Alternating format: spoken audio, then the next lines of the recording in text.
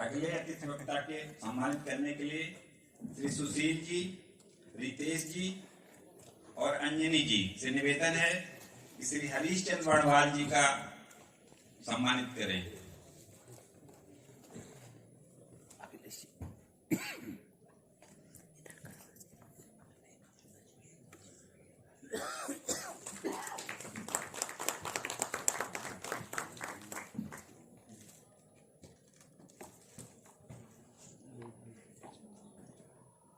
सुशील जी हमारे बहुत वरिष्ठ प्रचारक हैं और हमारे मध्य उपस्थित हुए हैं, तो उनका बहुत बहुत आभार व्यक्त करते हैं हम सभी लोग। पश्चिमी उत्तर प्रदेश के क्षेत्रीय बौद्धिक प्रमुख हैं, बहुत बहुत आभार उनका, बहुत बहुत धन्यवाद। अगले अतिथि वक्ता कुछ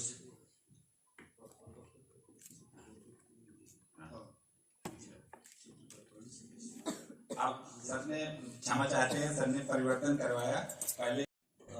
बहुत बहुत आभार आदरणीय प्रणय जी। मैं कोई बहुत बुद्धिजीवी नहीं हूं, मैं तो छोटा सा पत्रकार हूं। आदरणीय प्रणय जी हैं यहाँ पे, सामने में अवधेश जी बैठे हैं, आप सब लोग बहुत बुद्धिजीवी लोगों, तो इसके आप लोगों के बीच में कोई बहुत बौद्धिक बात करूं वो मेरी हैसियत नहीं है। मैं बहुत साधारण सी कुछ बातें आपके सामने रखूंगा जो मैंने अपने अनुभव से सीखी, जानी, जो मैंने देखी, उसी आधार पर बात करूंगा। अभी प्रणय जी ने हिंदी फिल्मों का कुछ जिक्र किया और उसके माध्यम से उन्होंने इकोसिस्टम का जो नैरेटिव था उसकी बात करी। सबसे बड़ा नैरेटिव तो ये है जो मुझे लगता है, जो हम भी बचपन से जो सीख कर बड़े हुए और जिस नैरेटिव में हम फंसे रहे, वो जो आपने फिल्मों की बात की वो सब तो बाद में आया। उससे पहले एक ब्लैक एंड व्हाइट नैरेटिव जो हमारे सामने पेश किया गया, जो हम सुन कर बड़े हुए, वो नैरेटिव ये था, दे दी हमें आजादी बिना खड़क बिना ढाल, साबरमती के संत तूने कर दिया कमाल। साबरमती के संत ने कमाल किया, महापुरुष है। मैं राष्ट्रपिता नहीं मानता, माफी चाहता हूँ।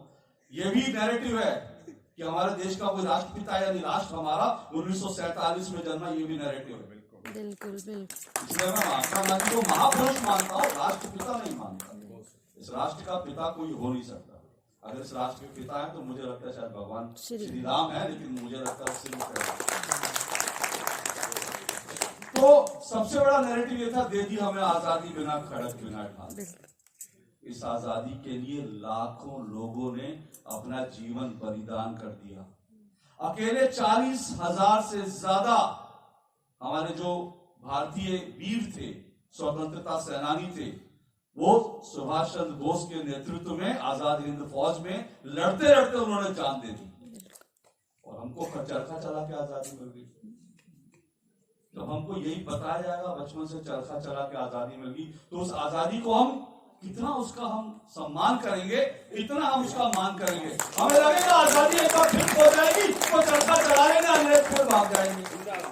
कोई बात नहीं, वैसी आजादी 10 कुर्बान 10 बार चरखा चलाएंगे, 10 बार अंग्रेज भगाएंगे।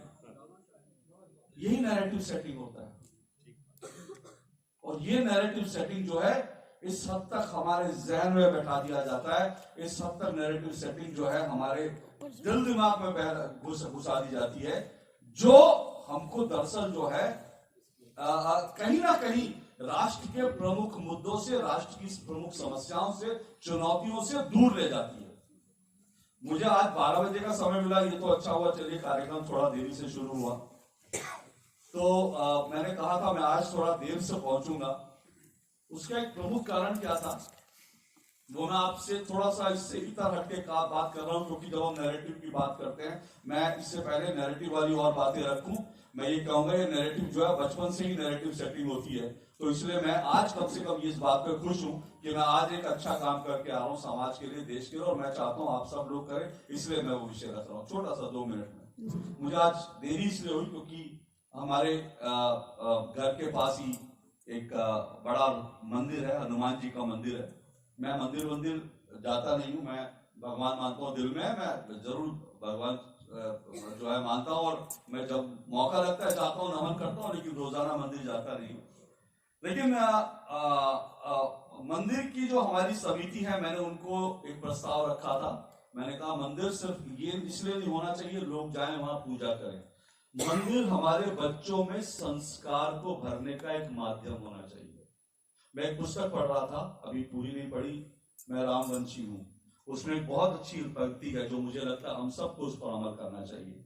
और वो पंक्ति है कि हमने बहुत सारी क्रांतियां देख ली, हमने दूध क्रांति देखी, कृषि क्रांति देखी, हमने टेक्नोलॉजी क्रांति देखी, हमने टेलीकम्युनिकेशन क्रांति देखी, लेकिन आज हमें सबसे ज्यादा जरूरी है संस्कार क्रांति की। और वो संस्कार क्रांति कहां से आएगी? वो हम जब बच्चों में संस्कार हम डालेंगे। मैंने अपने मंदिर समिति को कहा, मैंने कहा कम से कम महीने में 2 महीने में एक कार्यक्रम कीजिए जहां कॉलोनी के सारे बच्चे आए, उनको पुरस्कृत कीजिए, उनसे कहिए कि वो अपने धर्म के बारे में कितना जानते हैं, देश के बारे में कितना जानते हैं, वीर शिवाजी के बारे में कितना जानते हैं, महाराणा प्रताप के बारे में कितना जानते हैं, ये उनको सिखाइए। और जो बच्चे अच्छा करें उनको पुरस्कृत कीजिए, ताकि बच्चों को वो संस्कार जो हैं हमारे मंदिर से मिले। और आज उस कड़ी में पहला कार्यक्रम था, और उन्होंने कहा आज आपने इस कार्यक्रम को शुरुआत करा, आपने ठेल के हमें कार्यक्रम करवाया, तो आज आप उपस्थित ना हो, ऐसा हो नहीं सकता। तो मैं सुबह वहां गया, फिर वहां से फटाफट अपनी जिम्मेदारी निर्वहन करके, नीरज जी फोन कर रहे थे, उनके मैसेज आ रहे थे, प्रभु निकलिए, तो मैंने कहा नहीं मैं निकल रहा हूं बस। तो उस कार्यक्रम की वजह से थोड़ी सी देर हुई।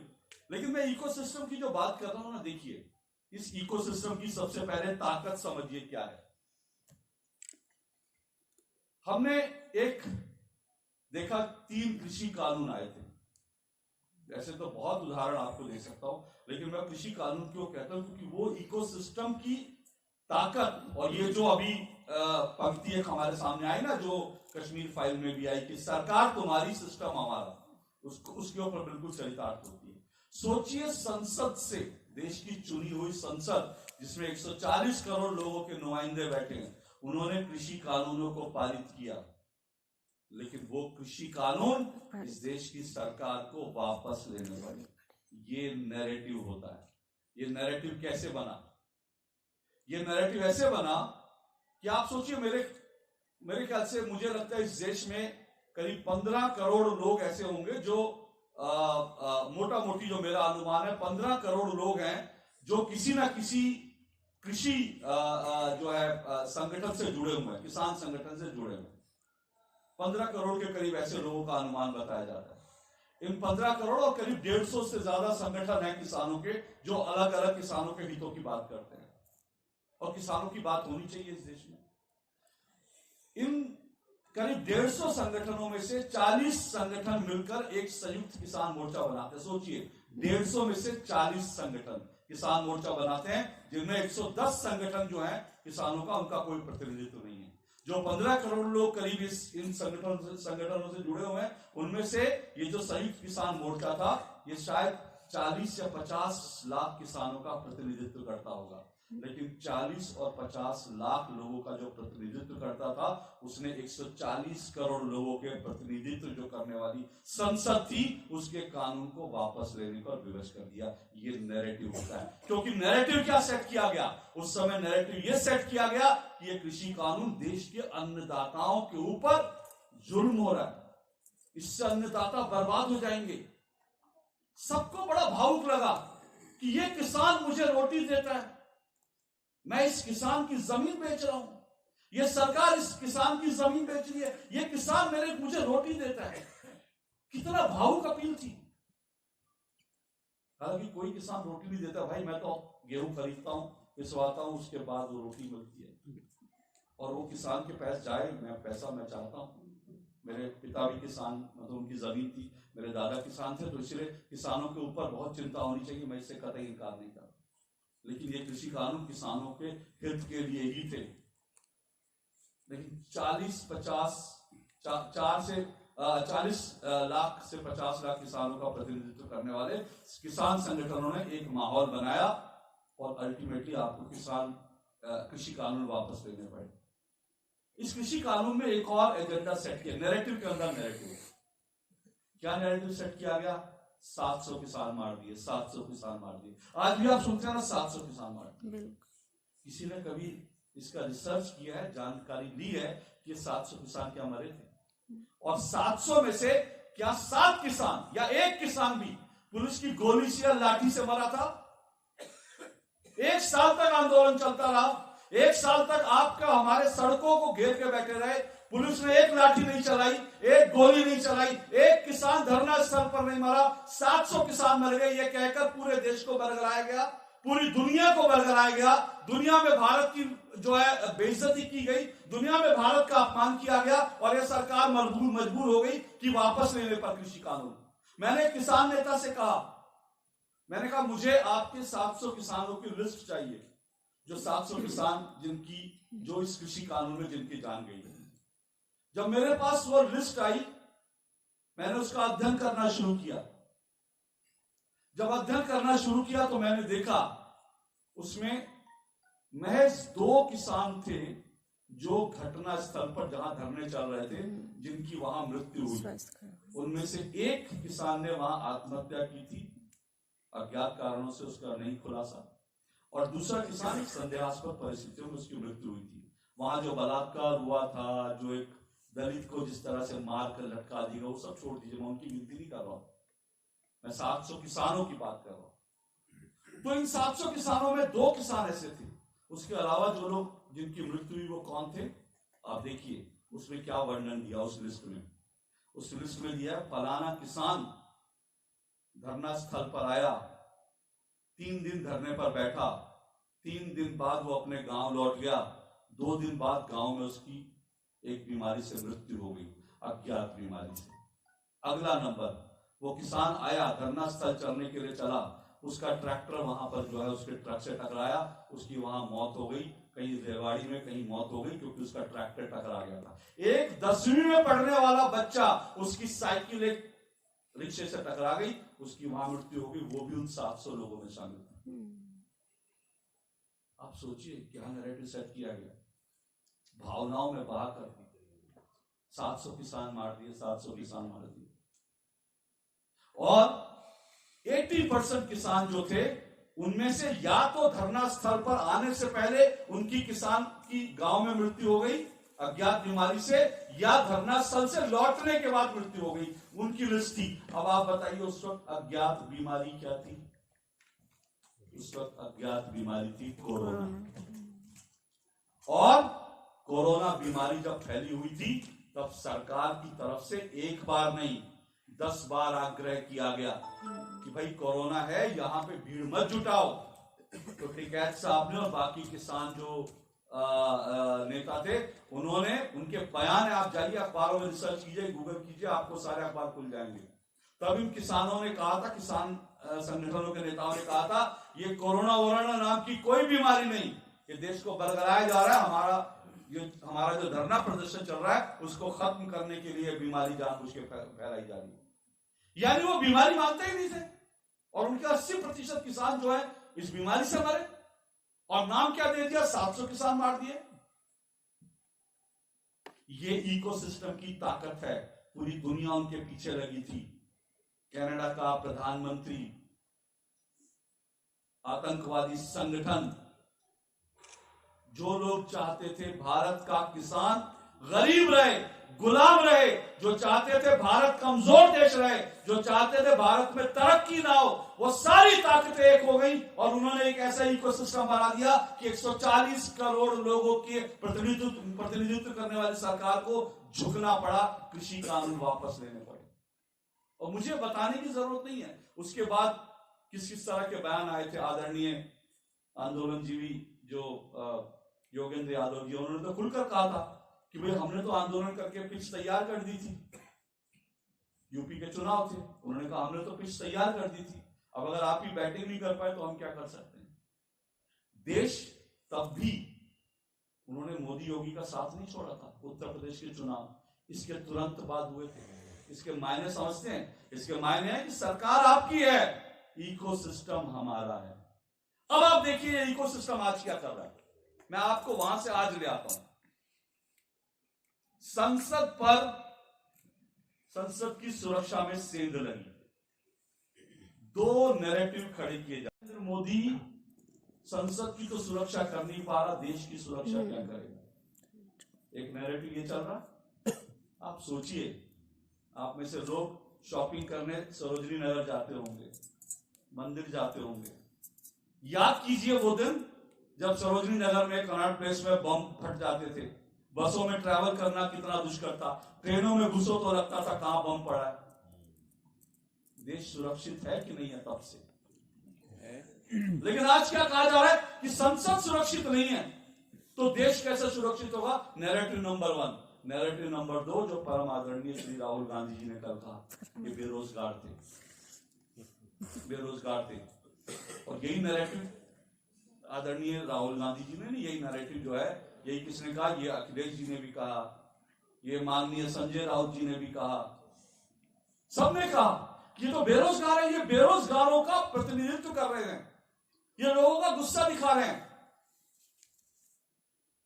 कौन बेरोजगार थे?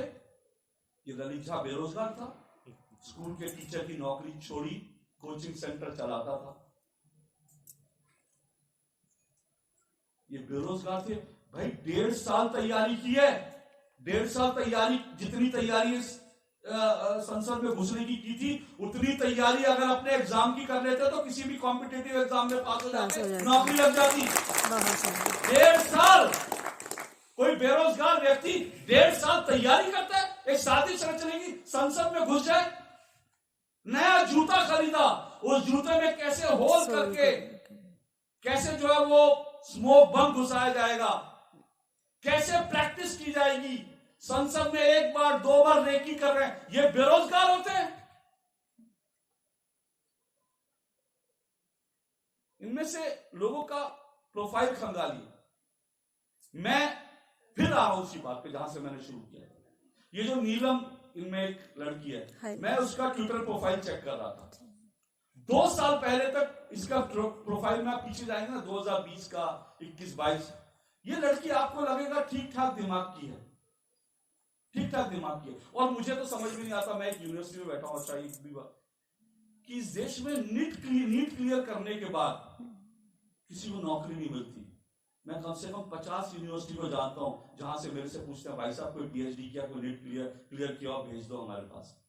लोगों को अच्छे शिक्षक नहीं मिल रहे, और नीट क्लियर किया हुआ कोई कहे कि मुझे नौकरी नहीं मिल रही, इससे बड़ा झूठ नहीं हो सकता। 12 तो ये जो लड़की था, ये इसका मैंने प्रोफाइल जब खंगाला तो इंटरेस्टिंग बात क्या सामने आई?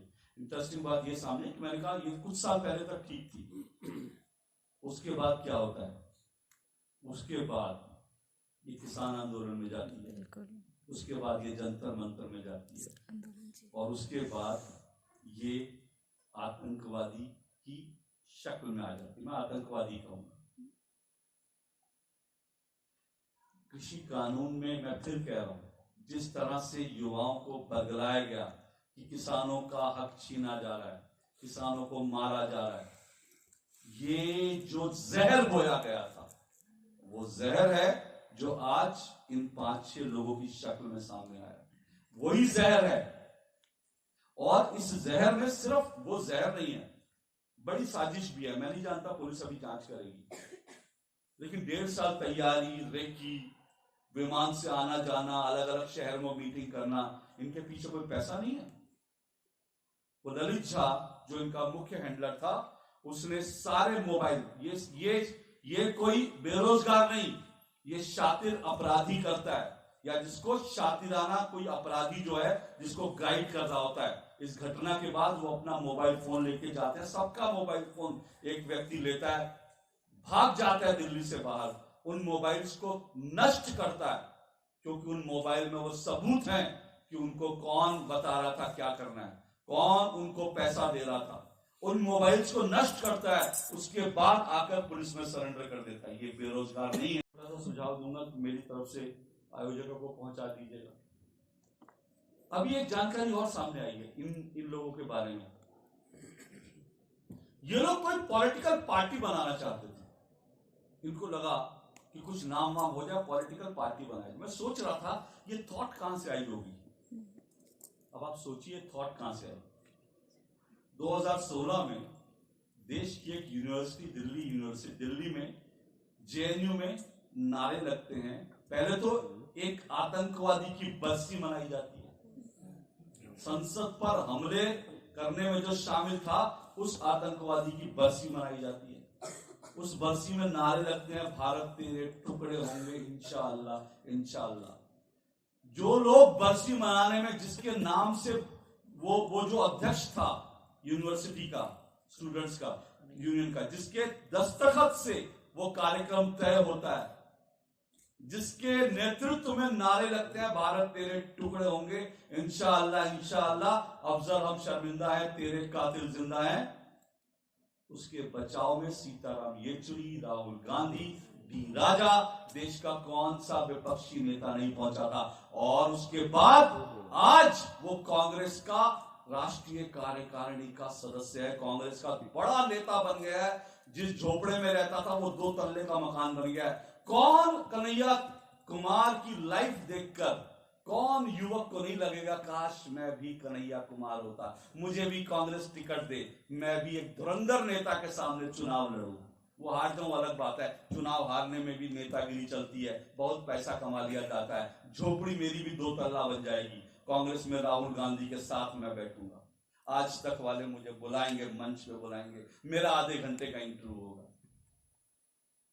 तो इनके दिमाग में भी आया कि जब कन्हैया कुमार हीरो बन जाता है, नेता बन सकता है, तो हम भी बने। ये जहर बोया जा रहा है। ये जो बेरोजगारी वाला है ना, कि भाई बेरोजगार थे, अब जब ये कहते हैं बेरोजगार थे, तो ये